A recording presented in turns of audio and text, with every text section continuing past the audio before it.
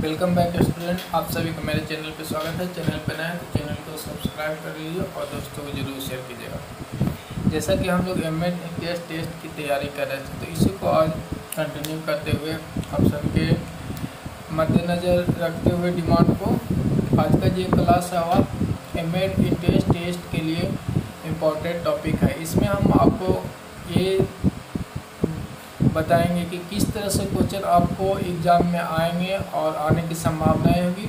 उन सभी क्वेश्चन को मैं आपके सामने डील करूंगा। तो आज का जो क्वेश्चन है वह कुछ इस तरह से है कि क्वेश्चन नंबर फर्स्ट लिखा हुआ है, भाषा शिक्षण में वाक्यों को शब्द से पहले पढ़ाया जाता है। यह सिद्धांत या शिक्षण का यह सूत्र आधारित है। आपको बताना है कि भाषा शिक्षण में वाक्यों को शब्द से पहले पढ़ाया जाता है। शिक्षण का यह सूत्र आधारित है। ऑप्शन ए है गेस्टॉल प्रयोग पे, ऑप्शन बी है हल के प्रयोग पे, और ऑप्शन सी है आसान से कठिन की ओर, और ऑप्शन डी है शिक्षण प्रभाव की मान्यताओं पे। तो इसका सही ऑप्शन हो जाएगा ऑप्शन नंबर 1। ऑप्शन नंबर 1 इसका राइट ऑप्शन है, ऑप्शन नंबर 1।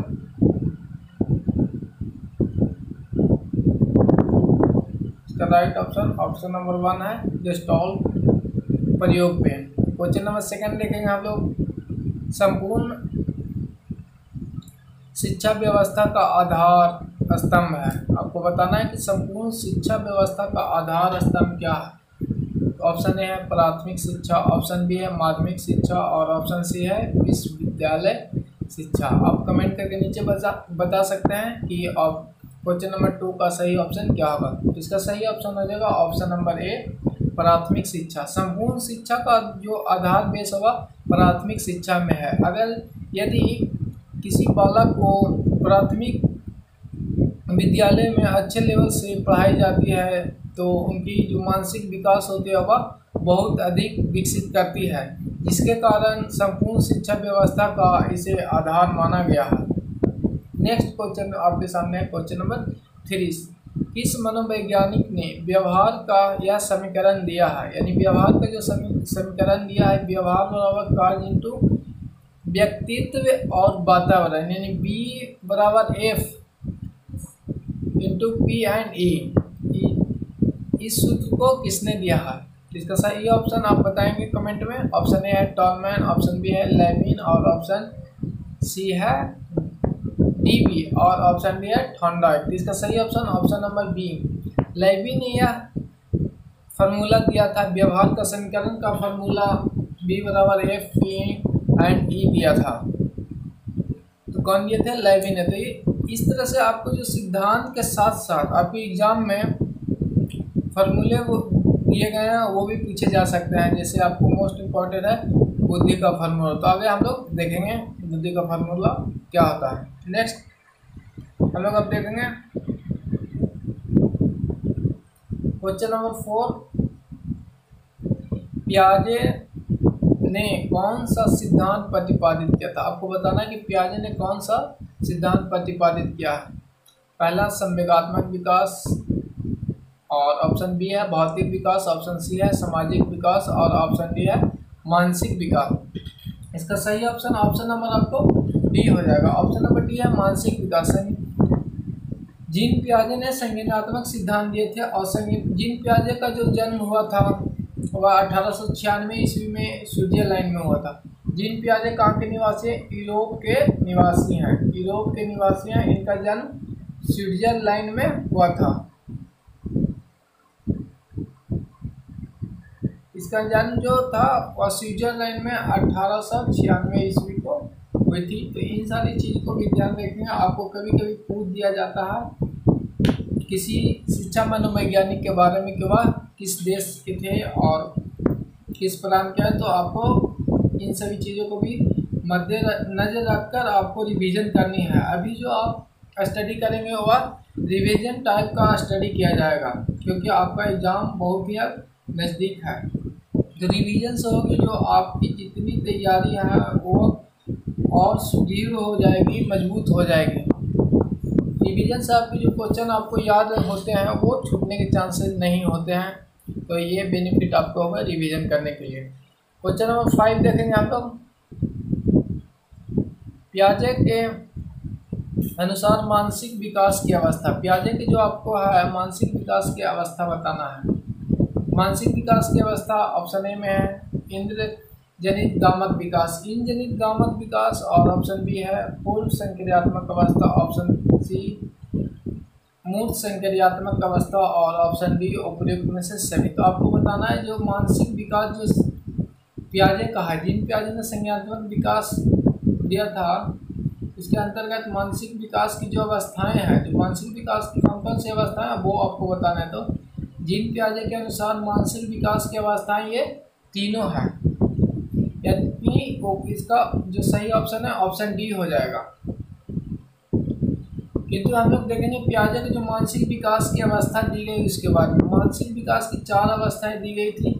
आपको ये 3 अवस्थाएं यहाँ पे लिखी हुई है। इंद्रिय जनित को संवेदी पेशी अवस्था भी कहा जाता है, इंद्रिय जनित को संवेदी पेशी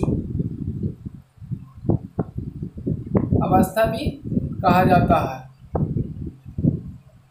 तो ये ध्यान रखें कि इंद्रिय जनित अवस्था के स्थान पे आपको संवेदी पेशी अवस्था भी लिखा जाएगा, तो आप कंफ्यूज नहीं होना। तो इसकी जो अवस्था की आयु है वह 0 से 2 वर्ष, और पूर्व संक्रियात्मक अवस्था 2 वर्ष से 7 वर्ष।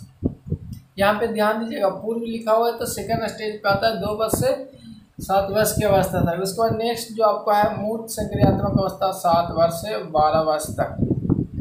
इसके बाद नेक्स्ट जो 4 अवस्थाएं दिए हैं, तो चौथा अवस्था आपका अमूर्त संक्रियात्मक अवस्था। जो अमूर्त संक्रियात्मक अवस्था चौथी अवस्था है, अमूर्त संक्रियात्मक अवस्था, इसकी आयु जो है आपको 12 वर्ष से ऊपर की आयु अमूर्त संक्रियात्मक अवस्था के अंतर्गत आते हैं, और इस अवस्था को हम लोग औपचारिक अवस्था भी कहते हैं। अमूर्त संक्रियात्मक अवस्था को औपचारिक अवस्था भी कहते हैं।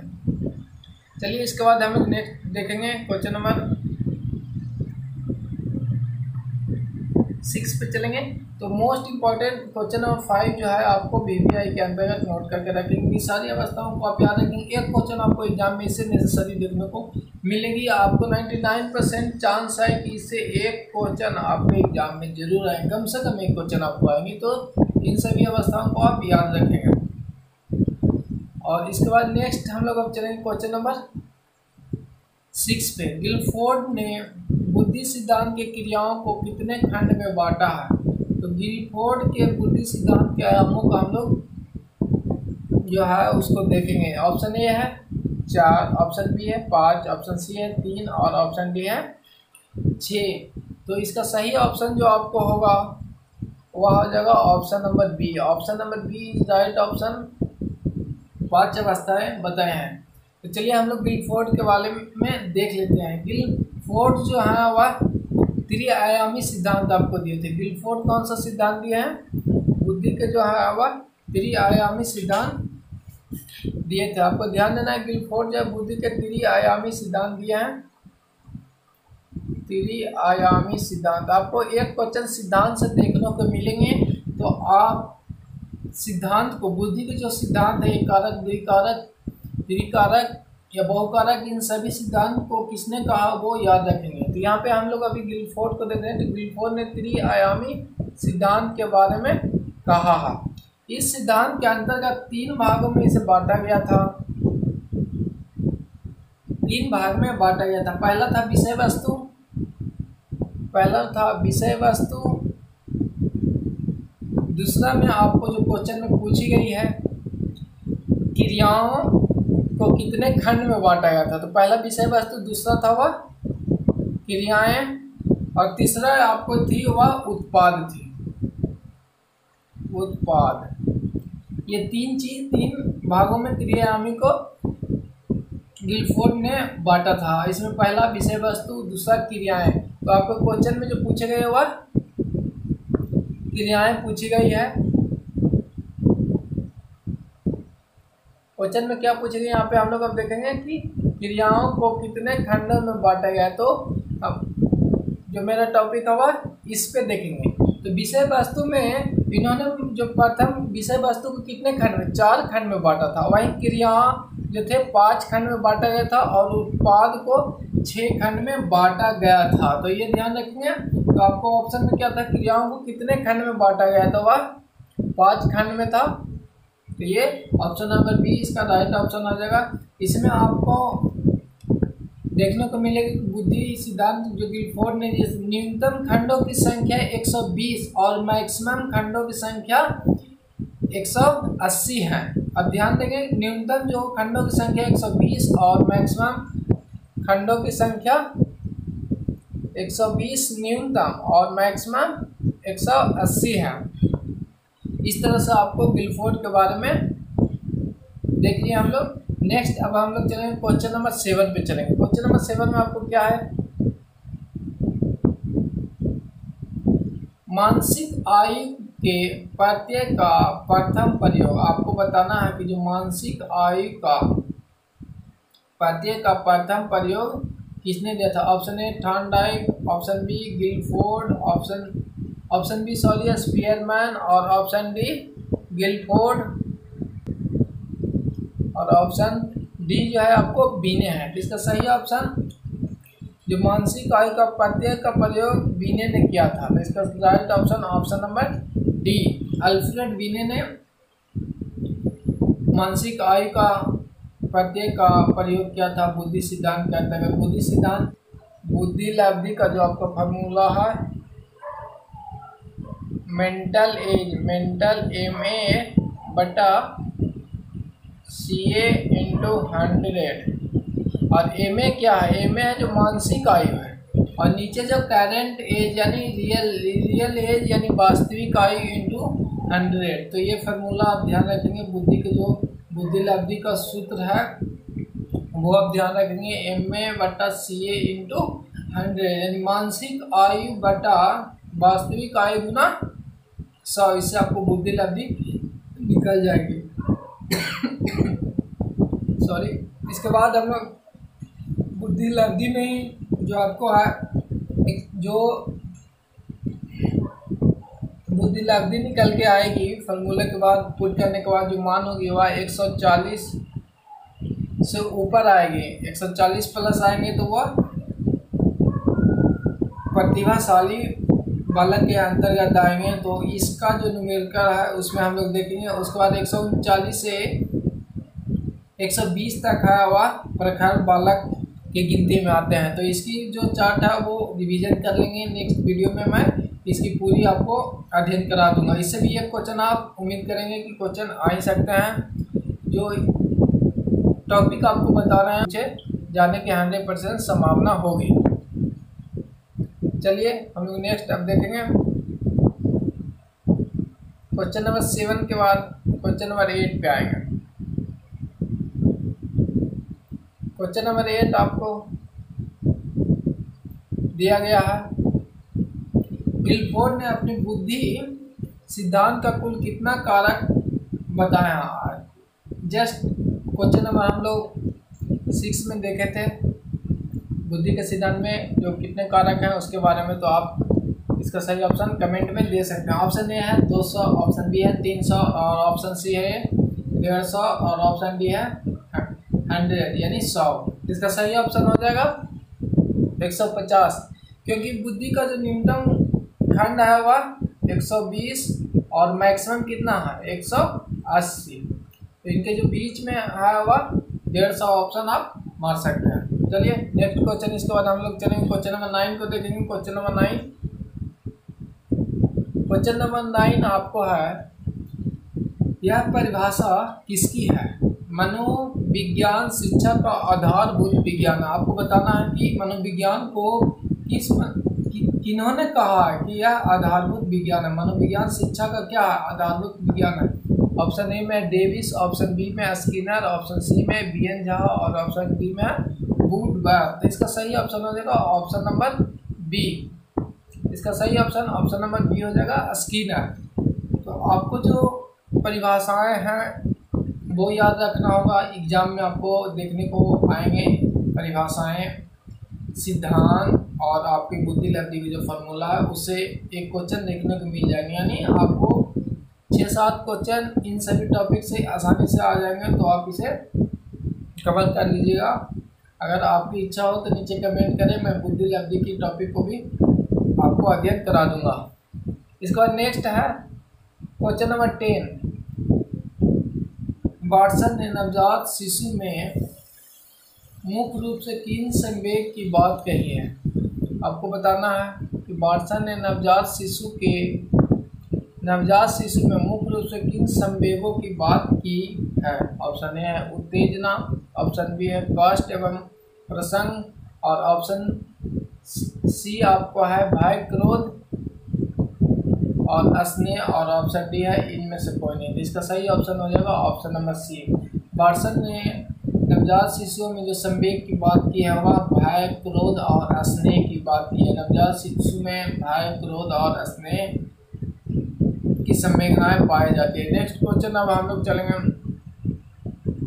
क्वेश्चन नंबर 12 पे। क्वेश्चन नंबर 12 है आपको संवेगात्मक विकास में किन अवस्थाओं में तीव्र परिवर्तन होता है? आपको बताना है कि संवेगात्मक विकास में किस अवस्था में तीव्र परिवर्तन होते हैं। तो तीव्र परिवर्तन के बारे में पूछे तो आप किशोरावस्था मार सकते हैं। सभी चीज़ें जो आपकी अवस्थाओं में तीव्र परिवर्तन होती है, मानसिक और आपकी लंबाई चौड़ाई जो वह किशोरावस्था में तीव्र अवस्था में होती है। तो संवेगात्मक विकास का सही ऑप्शन हो जाएगा ऑप्शन नंबर डी किशोरावस्था।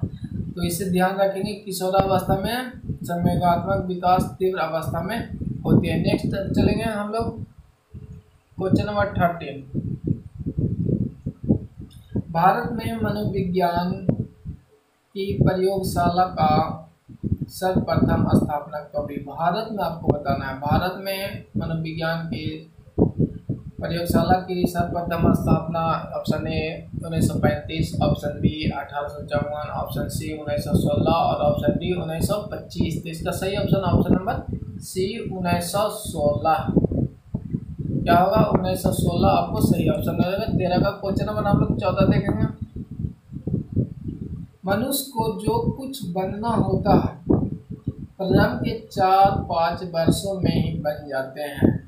किसने कहा? आपको बताना है कि मनुष्य को जो कुछ बनना होता है वह 4-5 वर्षों में बन जाते हैं। ऑप्शन ए आपका है Crow and Crow, option B Freud ने, और ऑप्शन सी न्यूमैन ने, और ऑप्शन डी एडलर ने। इसका सही ऑप्शन जो है वह एडलर होगा। याद रखिएगा ऑप्शन नंबर डी एडलर ने कहा था कि मनुष्य को जो भी कुछ बनना होता वह प्रारंभ के 4-5 वर्षों में बन जाते हैं। जैसे कि प्रारंभिक विद्यालय में बालकों की जो हम लोग देखे थे वीडियो, उसमें क्वेश्चन है, इसमें हम लोग ने देखा था कि प्रारंभिक विद्यालय में बालक की जो गुणवत्ता होती है उसमें ज़्यादा सुधार होता है, उससे विकास आगे अधिक होती है। तो इसका सही ऑप्शन यार ध्यान रखिएगा एडलर है कि मनुष्य को जो कुछ भी बनना होता है वह 4 से 5 वर्षों में बन जाते हैं, यानी उसकी जो विकास की जो पथ होती है शारीरिक मानसिक वह उसी अवस्था में एक स्वरूप को पकड़ लेता है, जिसके कारण वह आगे अधिक सफलतापूर्वक होती है। सही राह में विकसित करे तो वह अधिक सफलतापूर्वक प्राप्त करते हैं। नेक्स्ट देखेंगे, चलिए हम नेक्स्ट क्वेश्चन पे चलेंगे।